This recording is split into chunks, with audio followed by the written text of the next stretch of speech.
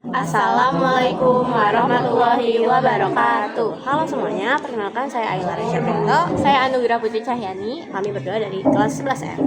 Kali ini kami akan membahas tentang isu yang sedang naik, yaitu bencana di Sumatera.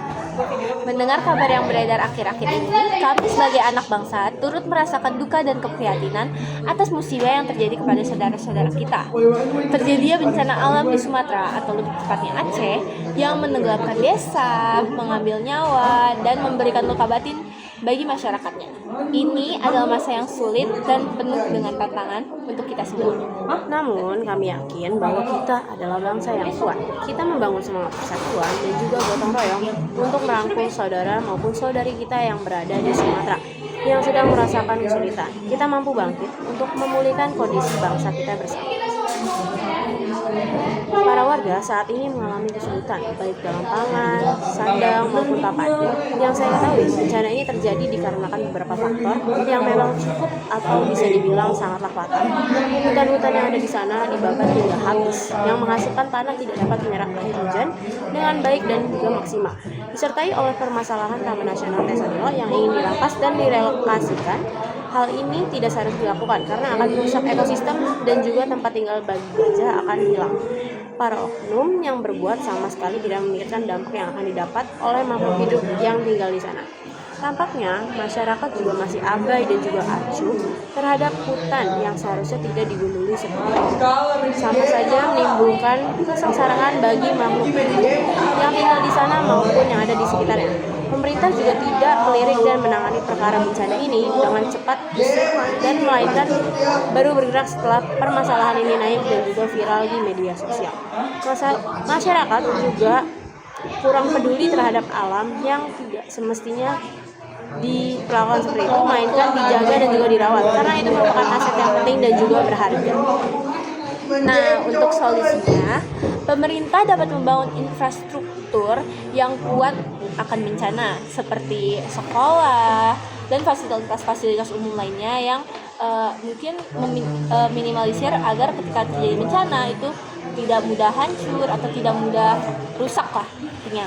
Lalu pemerintah juga dapat melakukan tata zona rawan sehingga pemerintah tuh dapat mengontrol di mana saja tempat yang dapat dibangunkan infrastruktur, dibangun industri dan pemukiman. Lalu pemerintah juga dapat mempercepat proses penanganan bencana seperti menyediakan posko evakuasi, logistik dan medis.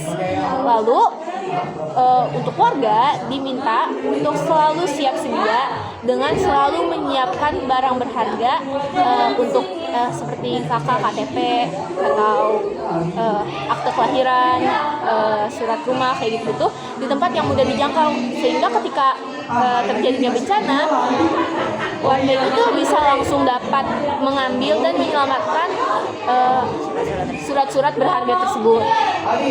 Lalu warga juga diminta untuk tidak tinggal atau membangun kawasan tinggal di area yang rawan akan bencana seperti lereng gunung dan juga pantai seperti itu. Nah, ini nih yang paling penting, warga, pemerintah, industri, swasta ataupun negeri itu tuh diminta untuk selalu menjaga lingkungan.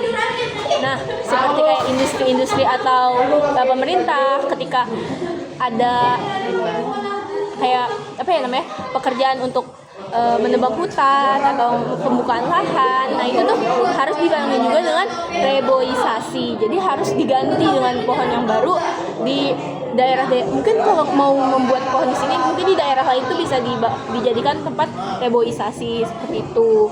Nah, ini juga ya pohon sawit itu tidak sama dengan pohon hutan karena pohon hutan itu dapat menahan gelombang banjir, sedangkan pohon sawit itu nggak bisa karena pohon sawit itu tidak menyerap air dengan maksimal. Nah, dan untuk warga juga sangat-sangat diminta untuk tidak membuang sampah sembarangan karena jika membuang sampah sembarangan saluran air menjadi macet akibat sampah yang dibuang itu juga dapat menyebabkan banjir guys. Jadi menjaga lingkungan ini tuh bukan hanya warga, pemerintah, tapi itu seluruhnya yang melakukan ekonomi di Indonesia, di luar negeri, dimanapun kalian berada harus tetap menjaga lingkungan guys. Oke, Oke, sekiranya itu saja yang dapat kami sampaikan. Kurang lebihnya mohon maaf. Wassalamualaikum warahmatullahi wabarakatuh.